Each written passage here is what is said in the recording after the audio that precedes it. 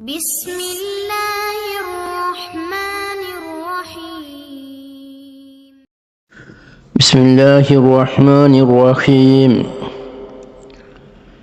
قال الإمام البخاري رضي الله عنه باب الدين يسر وقول النبي صلى الله عليه وسلم أحب الدين إلى الله الحنيفية السمحاء.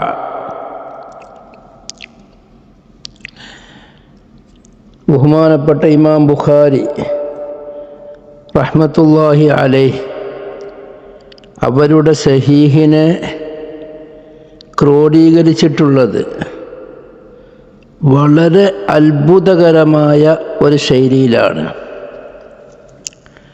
പല ആളുകളും പല മുശാരിഹീങ്ങളും തൊട്ട് മുമ്പ് നോമ്പിനെ സംബന്ധിച്ച് പറഞ്ഞു. ഇനി അതിൻ്റെ ശേഷമുള്ള ബാബിലാണ് നിസ്കാരത്തെ സംബന്ധിച്ചുള്ള ചർച്ച വരുന്നത്. അത് രണ്ടിൻ്റെയും ഇടയിൽ ദീന് യുസ്റാണ് എന്ന ഒരു ബാബ് ഇടയിൽ കൊണ്ടുവന്നു. അത് തമ്മിൽ എന്താണ് യോജിപ്പുള്ളത് എന്ന് ചോദിച്ച് ബന്ധം പറയാൻ കഴിയാത്തവരും പറയുന്നവർ തന്നെ അതൊരു വേണ്ടതുപോലെ വിവരിക്കാതിരിക്കുകയും പറഞ്ഞ് കുളമാക്കുകയും ചെയ്യുന്ന പല ആളുകളെയും നമുക്ക് കാണാം. എന്നാൽ പരിശുദ്ധ ഖുർആനുമായി വളരെ യോജിപ്പുള്ള ഒരു വിഷയമാണ് ഇമാം ബുഖാരി ഇവിടെ ചർച്ച ചെയ്തുകൊണ്ടിരിക്കുന്നത്. ഒരു ബാബാണ് ഇവിടെ തർത്തീബാണ് ഇമാം ബുഖാരിയുടേത്. പരിശുദ്ധ ഖുർആനിൽ അല്ലാഹു സുബ്ഹാനഹു വ തആല പറയുന്നു, യാ അയ്യുഹല്ലദീന ആമനൂ കുതിബ അലൈക്കുമുസ് സിയാമു കമാ കുതിബ അലല്ലദീന മിൻ ഖബ്ലികും ലഅല്ലകും തത്തഖൂൻ അയ്യാമൻ മഅദൂദാത് فمن كان منكم مريضا أو على سفر فعدة من أيام أخر وعلى الذين يطيقونه فدية طعام مسكين فمن تطوع خيرا فهو خير له وأن تصوموا خير لكم إن كنتم تعلمون شهر رمضان الذي أنزل فيه القرآن هدى للناس وبينات من الهدى والفرقان فمن شهد منكم الشهر فليصم ومن كان مريضا أو على سفر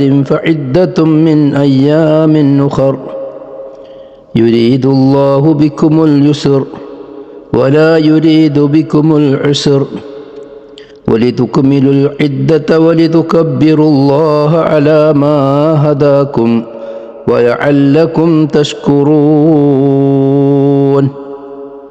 അൽ-ബഖറ 183 മുതൽ 185 വരേക്കുള്ള 3 ആയത്താണിത്. ഇവിടെ നോമ്പിനെയും ആ നോമ്പിൽ അല്ലാഹു സുബ്ഹാനഹു വ തആല ജനങ്ങളുടെ അവസ്ഥ അനുസരിച്ചുള്ള വ്യത്യാസങ്ങളും അതിലുള്ള എളുപ്പവും വിശദീകരിച്ചു. വിശദീകരിച്ചു കൊണ്ടാണ് അല്ലാഹു തആല അവസാനം പറയുന്നത്, നോമ്പ് നിർബന്ധമാണ്. ഒരു റമളാനിൽ ആരെല്ലാം ഹാജരായോ അവർക്കെല്ലാവർക്കും നോമ്പ് നിർബന്ധമാണ്. മരണം വരെ നോമ്പ് നോൽക്കാൻ കഴിയില്ല എന്ന് ഉറപ്പുള്ളവർക്ക് ഫിദ്യ കൊടുക്കാം. ബാക്കിയുള്ള എല്ലാവരും നോമ്പ് നോൽക്കണം. ആ നോമ്പ് എന്ന് പറയുന്ന കർമ്മം അത് ഒഴിവാകുന്ന ഒരു വിഭാഗവുമില്ല. കഴിയാത്ത ആളുകൾക്ക് ഫിദ്യെങ്കിലും നൽകണം. നോമ്പിനെ പരിഗണിച്ചേ പറ്റൂ. രോഗികളോ യാത്രക്കാരോ ആണെങ്കിൽ അവർക്ക് മറ്റുള്ള ദിവസങ്ങളിൽ നോമ്പ് നോറ്റ് വീട്ടിയാലും മതി. എന്നിട്ട് അല്ലാഹു തആല പറയുന്നു, യുരീദുല്ലാഹു ബിക്കുമുൽ യുസ്ര വലാ യുരീദു ബിക്കുമുൽ ഉസ്ർ. അല്ലാഹു നിങ്ങളിൽ നിന്ന് നിങ്ങളെ കൊണ്ട് ഉദ്ദേശിക്കുന്നത് യുസ്റാണ്, എളുപ്പമാണ്. നിങ്ങളെ കൊണ്ട് ഉസ്ർ, പ്രയാസം അല്ലാഹു സുബ്ഹാനഹു വ തആല ഉദ്ദേശിക്കുന്നേ ഇല്ല. അപ്പോൾ നോമ്പ് പറഞ്ഞവിടുത്ത് അതിനെ സംബന്ധിച്ചുള്ള ചർച്ച കേട്ടിട്ടുണ്ട്, യുസ്റിനെ സംബന്ധിച്ചുള്ള ചർച്ച. അതാണ് ഇമാം ബുഖാരി നോമ്പ് പറഞ്ഞ ഉടനെ ബാബുദ്ദീനി യുസ്റുൻ, ദീന് യുസ്റാണ് എന്ന് വിശദീകരിക്കുന്ന ബാബാണ്. ദീന് എന്ന് പറഞ്ഞാൽ ഈമാൻ അടക്കമുള്ള കാര്യമാണ്, അത് എളുപ്പമുള്ളതാണ് എന്ന് ഇമാം ബുഖാരി റളിയല്ലാഹു അൻഹു ചർച്ച ചെയ്യാറുണ്ടായ കാരണം അതാണ് മുനാസബത്ത്. ഖുർആനിൽ നോമ്പിനെ സംബന്ധിച്ച് പറഞ്ഞു കൊടുത്താണ് യുരീദുല്ലാഹു ബിക്കുമുൽ യുസ്ര എന്ന് പറഞ്ഞിട്ടുള്ളത്. ഇവിടെ കുറേ കാര്യങ്ങൾ ചർച്ച ചെയ്യാനുണ്ട്. എന്താണ് ദീനിലുള്ള യുസ്ർ? ഒരാൾ പരിശുദ്ധ റമളാനിൽ ഹാജരായി കഴിഞ്ഞാൽ അവൻ നോമ്പ് അനുഷ്ഠിച്ചോളണം. ദീർഘമായ പകലാണെങ്കിലും വളരെ കുറഞ്ഞ പകലാണെങ്കിലും കൊടും ചൂടാണെങ്കിലും സുബഹി മുതൽ മഗ്രിബ് വരെ, പ്രഭാതം മുതൽ പ്രദോഷം വരെ അവൻ നോമ്പ് അനുഷ്ഠിക്കണം. ഈ നോമ്പ് അനുഷ്ഠിക്കാൻ കഴിയുന്നില്ലെങ്കിൽ മറ്റുള്ള ദിവസം അനുഷ്ഠിക്കണം. മരണം വരെ നോക്കാൻ കഴിയൂലെങ്കിൽ അവൻ ഫിദ്യ കൊടുക്കണം. ഇതിലൂടെ എളുപ്പം സാധാരണ ചോദിക്കുന്ന ചോദ്യമാണ്. അതുപോലെ ദീനിൻ്റെ കാര്യങ്ങൾ രണ്ട് തരമുണ്ട്. ഒന്ന് ഇബാദത്തുമായി ബന്ധപ്പെട്ട, തഅബ്ബുദുമായി ബന്ധപ്പെട്ട, അല്ലാഹു സുബ്ഹാനഹു വ തആല ചെയ്യാൻ വേണ്ടി കൽപ്പിച്ചതിൻ്റെ പേരിൽ ചെയ്യുന്ന കർമ്മങ്ങൾ. അതാണ് ഉഖ്റവിയായ ആത്മീയമായ കർമ്മങ്ങൾ. അത് 90% തഅബ്ബുദിയാണ്, അല്ലാഹു പറഞ്ഞതുകൊണ്ട് ചെയ്യാണ്. നിസ്കാരം അതിൻ്റെ ഒരു ഭാഗമാണ്. ഇങ്ങനെ അല്ലാഹു സുബ്ഹാനഹു വ തആല കൽപ്പിച്ചിട്ട് ചെയ്യുന്നത് അതൊരു ഭാഗം. ഉഖ്റവിയായ ആത്മീയമായ കാര്യങ്ങൾ. രണ്ടാമത്തൊരു കാര്യം ഭൗതികപരമായ അള്ളാഹുവിൻ്റെ നിയമങ്ങൾ. പരിശുദ്ധ ഇസ്ലാം ഒരു മനുഷ്യൻ്റെ, ഒരു ലോകത്തിൻ്റെ, ഭൂമിയിലുള്ള എല്ലാ വസ്തുക്കൾക്കും എല്ലാ വിഷയങ്ങളിലും ഇടപെടുന്ന ഒരു മതമാണ്. ഒരു സാധാരണ 1-2 കർമ്മങ്ങളിൽ മാത്രം ആത്മീയത എന്ന് പറയുന്ന ഒരു ഇബാദത്ത്, ഒരു തൊഴിൽ, ഒരു പൂജയിൽ ഒതുങ്ങുന്നതല്ല പരിശുദ്ധ ഇസ്ലാം. അതിൻ്റെ വിഷയങ്ങൾ മനുഷ്യൻ്റെ സർവ മേഖലയിലും, ഭൂമിയിൽ ജീവിക്കുന്ന മനുഷ്യനിക്ക് വേണ്ട എല്ലാ കാര്യങ്ങളും വിശദീകരിക്കുന്ന മതമാണ്. അത് ദുന്യാവുമായി ബന്ധപ്പെട്ട, ഭരണവുമായി ബന്ധപ്പെട്ട, ദൈനംദിന ജീവിതവുമായി ബന്ധപ്പെട്ട കുറേ കാര്യങ്ങളുണ്ട്. അതോടുകൂടെ തന്നെ ഓരോരോ മനുഷ്യന്മാർ ചെയ്യേണ്ട, ആത്മീയപരമായി ചെയ്യേണ്ട കുറേ കാര്യങ്ങളുണ്ട്. ഉഖ്റവിയായ അമലുകൾ എന്ന് പറയുന്നതിനെ സംബന്ധിച്ച് ആഖിറത്തിൽ കൂലിട്ടാൻ വേണ്ടി ചെയ്യുന്നത്. മറ്റൊന്ന് ദുന്യാവിൽ നല്ല നിലക്ക് എല്ലാ മനുഷ്യന്മാർക്കും സുഖകരമായ നിലക്കുള്ള ജീവിതം നിലനിൽക്കാൻ ഭരണപരമായി ബന്ധപ്പെട്ടത്, വ്യക്തി ജീവിതങ്ങളുമായി ബന്ധപ്പെട്ടത്. ഭൗതികതയിൽ അധിഷ്ഠിതമായ നിയമങ്ങൾ കുറേ ഉണ്ട്. പരിശുദ്ധ ഇസ്ലാം അനുശാസിക്കുന്ന നിലക്ക് പരിശുദ്ധ ഖുർആനാകുന്ന ഭരണഘടന ഒരാൾ അംഗീകരിച്ചു കഴിഞ്ഞാൽ അതിൽ തന്നെ അവൻ്റെ സർവ മേഖലയിലേക്കും കടക്കുന്നുണ്ട്. പിന്നെ മനുഷ്യനിർമ്മിത നിയമങ്ങളിലേക്ക് ആവശ്യമില്ല. ഇനി ഏതെങ്കിലും നിർമ്മിതമായ നിയമങ്ങൾ കൊണ്ടുവരികയാണെങ്കിൽ അതിനും ശറഈക്ക് പരിധികളുണ്ട്, നിയമങ്ങളുണ്ട്, അവസ്ഥകളുണ്ട്, അതിർവരമ്പുകളുണ്ട്. എല്ലാം ശറഈയായ നിയമങ്ങളായി തന്നെ പരിഗണിക്കപ്പെടേണ്ടതുണ്ട്. ആ ദീനിൻ്റെ രണ്ട് കാര്യവും, ഭൗതികതയിലുള്ള നിയമങ്ങളും ഉഖ്റവിയായ ആത്മീയപരമായ നിയമങ്ങളും, ഇത് രണ്ടും എളുപ്പമുള്ളതാണ്. അതിൽ ഒരു പ്രയാസവുമില്ല എന്ന് വിശദീകരിക്കുന്ന ബാബാണ്. ദീന് യുസ്റാണ്, ദീനിൽ യാതൊരു പ്രയാസവുമില്ല എന്ന് വിശദീകരിക്കുന്ന ബാബാണ്. ഈ വിഷയം ഇമാം ബുഖാരി ഇവിടെ വിശദീകരിക്കുന്നത് 2 ഹദീസിൽ കൂടെയാണ്. ഒന്ന് ഒരു മുഅല്ലഖായ ഹദീസ്, മറ്റൊന്ന് മുത്തസിലായ ഹദീസ്. ആദ്യം മുഅല്ലഖായ ഹദീസാണ് പറയുന്നത്. അതാ വഖൗലു എന്ന് റഫ് ചെയ്തിട്ട് നുസ്ഖ വായിക്കാം, വഖൗലി എന്ന് ദീൻ നമുക്ക് അത്ഫായും വായിക്കാം ബാബുന മുളാഫിലേക്ക്. അവിടെ ഏറ്റവും നല്ലത് മുബ്തദയാക്കി ഒരു ഇസ്തിഗ്നാഫായി ഈ ബാബിനിക്കുള്ള ദീന് യുസ്റാണ് എന്ന് വിശദീകരിക്കാൻ വേണ്ടി ഇമാം ബുഖാരി കൊണ്ടുവന്ന ഒരു മുഅല്ലഖായ ഹദീസാക്കാം. അപ്പോൾ 2 ഹദീസ് കൊണ്ടാണ് ഈ വിഷയത്തെ ഇമാം ബുഖാരി സ്ഥാപിക്കുന്നത്. വഖൗലുൻ നബി സല്ലല്ലാഹു അലൈഹി വസല്ലം, നബി സല്ലല്ലാഹു അലൈഹി വസല്ലം തങ്ങളുടെ കൗല് ഇതിനക്ക് തെളിവാണ്. എന്താണ് കൗല്? അഹബ്ബുദ്ദീൻ ഇലല്ലാഹി അൽ ഹനീഫിയത്തു സംഹാ. ദീനിൽ വെച്ച്, ദീനിൻ്റെ കാര്യങ്ങളിൽ വെച്ച് അല്ലാഹു സുബ്ഹാനഹു വ തആലാക്ക് ഏറ്റവും ഇഷ്ടമുള്ളത് അൽ ഹനീഫിയത്തു, ബാത്തിലിനെ തൊട്ട് സത്യത്തിലേക്ക് ചാഞ്ഞതാണ്, ബാത്തിലിൻ്റെ കലർക്കമില്ലാത്തതാണ്. അസംഹത്തു, വളരെ എളുപ്പമുള്ളതായ ബാത്തിൽ കലരാത്തതാണ് അല്ലാഹു തആലാക്ക് ഏറ്റവും ഇഷ്ടമുള്ളത്. ഈ മുഅല്ലഖായ ഹദീസിൽ 2 കാര്യമാണ് സൂചിപ്പിക്കുന്നത്.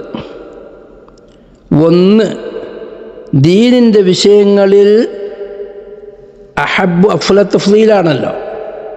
അപ്പം ദീനുകളുടെ കാര്യങ്ങളിൽ വെച്ച് അള്ളാഹുലേക്ക് ഏറ്റവും ഇഷ്ടമുള്ളത് സഹിലത്തായ എളുപ്പമുള്ളതായ ബാത്തിലിനെ തൊട്ട് സത്യത്തിലേക്ക് ചാരിയത്, ബാത്തിലിൻ്റെ കലർക്കമില്ലാത്തത്. അതാ ഇബ്രാഹിമി മില്ലത്ത് എന്നെല്ലാം പറയുന്നത്. ഹനീഫ് എന്ന് പറഞ്ഞാൽ സാധാരണഗതിയിൽ അറബികൾ ഉപയോഗിക്കൽ മാർഗം കഴിക്കുന്ന, ഇബ്രാഹിമി മാർഗത്തിൽ ജീവിക്കുന്ന ആളുകളെ സംബന്ധിച്ചാണ് ഹനീഫ് എന്ന് പറയുന്നത്. കിതാബുകളിൽ ഇമാമിങ്ങൾ പറഞ്ഞിട്ടുണ്ട്.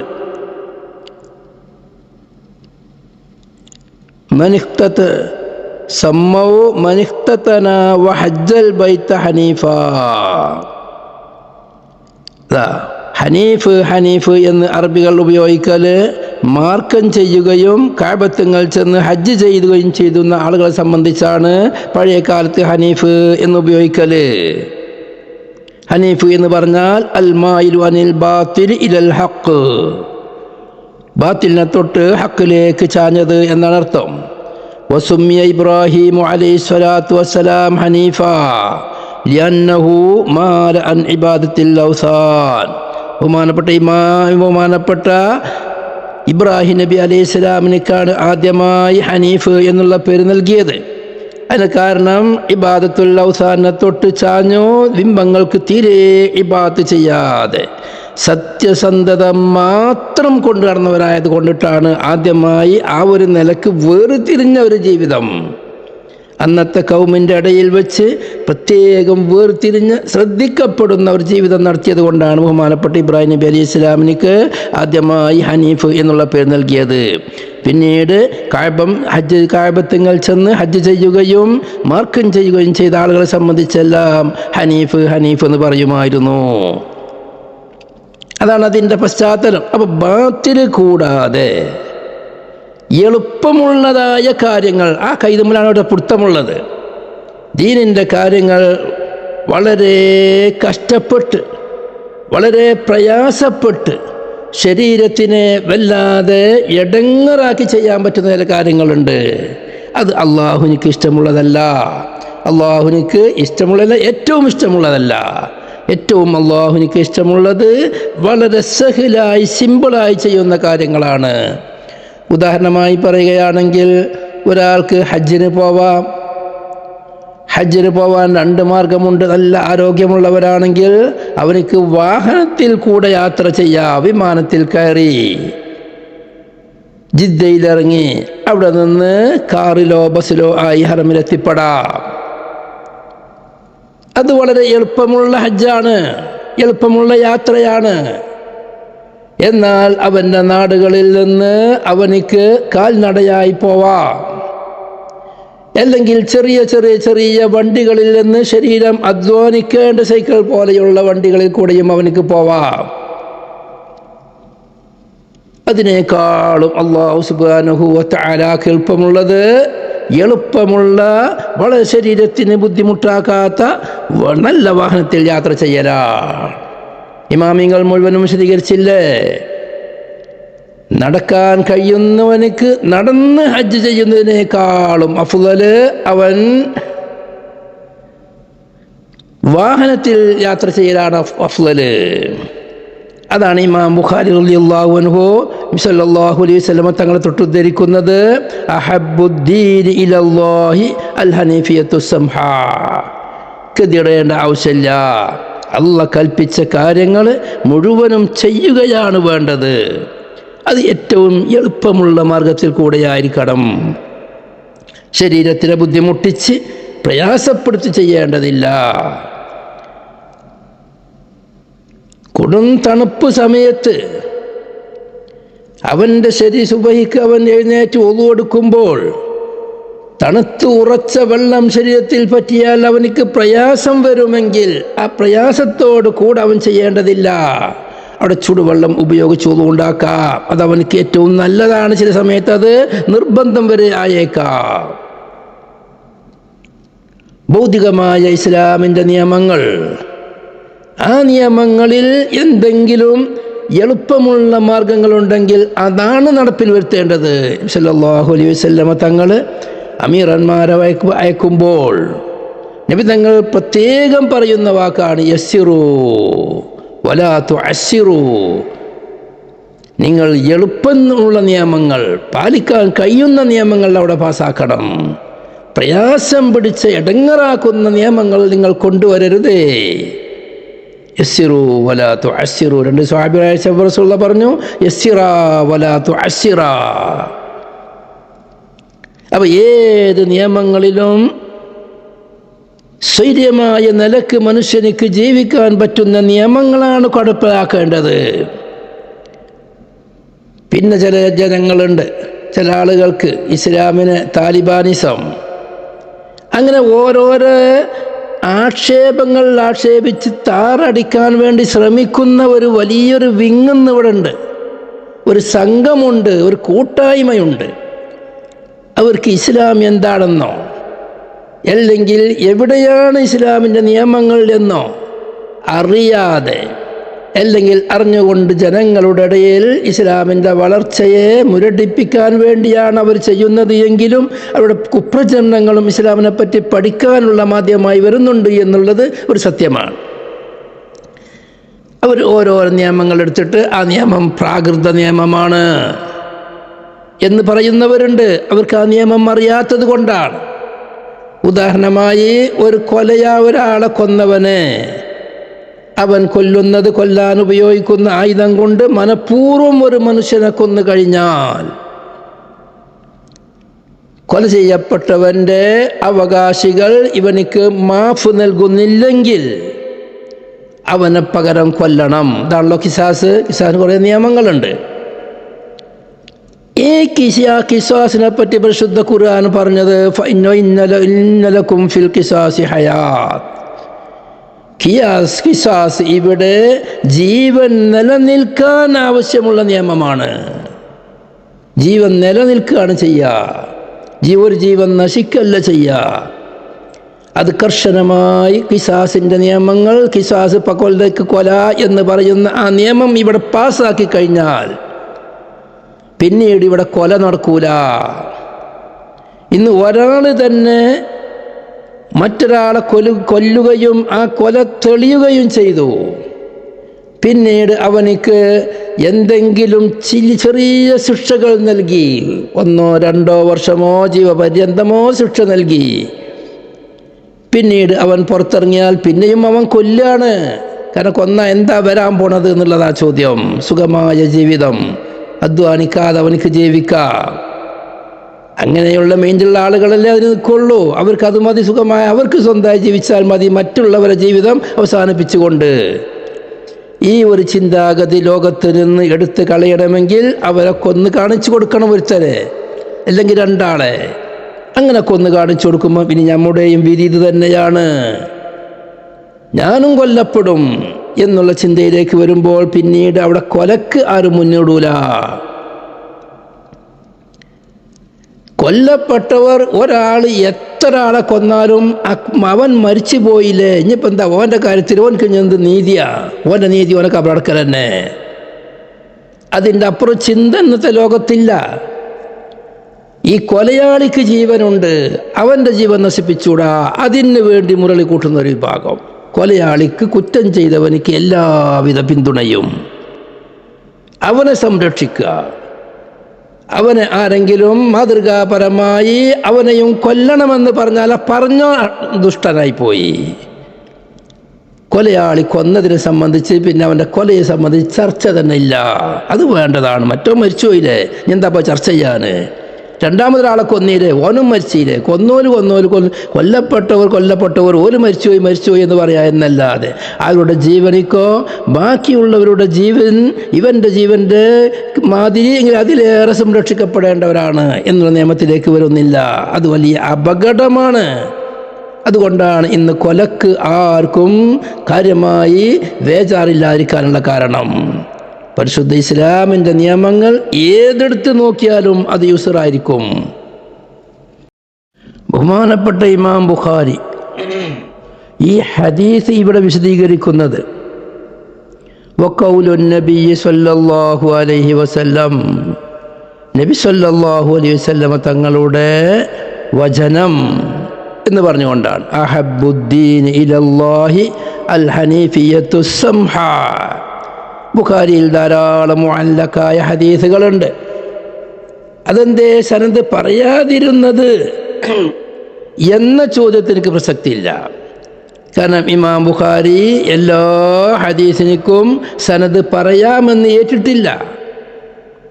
ഇതിൽ പറഞ്ഞ ഹദീസുകൾ മുഴുവനും സ്വഹീഹാണെന്നാണ് ഇമാം ബുഖാരി പറഞ്ഞിട്ടുള്ളത്. ഈ മുഅല്ലഖായ ഹദീസ് ബഹുമാനപ്പെട്ട ഇബ്നു അബീ ശൈബ റിവായത്ത് ചെയ്തിട്ടുണ്ട്. ഇമാം ബുഖാരി തന്നെ അദബുൽ മുഫ്രദിൽ റിവായത്ത് ചെയ്തിട്ടുണ്ട്. ഇമാം അഹ്മദ് ബിൻ ഹംബൽ റളിയല്ലാഹു അൻഹു റിവായത്ത് ചെയ്തിട്ടുണ്ട്. അതുപോലെ ത്വബ്റാനി റിവായത്ത് ചെയ്തിട്ടുണ്ട്. ഇങ്ങനെ പല മഹാന്മാരും റിപ്പോർട്ട് ചെയ്ത സ്വഹീഹായ ഹദീസാണ് ഈ ഹദീസ്. വളരെ എളുപ്പമുള്ളതും വളരെ മനസ്സിലാക്കേണ്ടതും ജനങ്ങളുടെ മുമ്പിൽ അവതരിപ്പിക്കേണ്ടതുമായ ഒരു ഹദീസ്, ഒരു ക്യാമ്പയിൻ തന്നെ നടത്തേണ്ടതാണിത്. അദ്ദീനു യുസ്റുൻ, ദീന് എളുപ്പമാണ്. ദീനിൽ ഒരു ഭൗതികമായ നിയമങ്ങളിലോ ആത്മീയമായ നിയമങ്ങളിലോ ഒരു പ്രയാസവുമില്ല എന്നുള്ളത് ഓരോ നിയമങ്ങളും എടുത്ത് ജനങ്ങളുടെ മുമ്പിൽ അവതരിപ്പിക്കണം. അല്ലാഹു തൗഫീഖ് നൽകുമാറാവട്ടെ.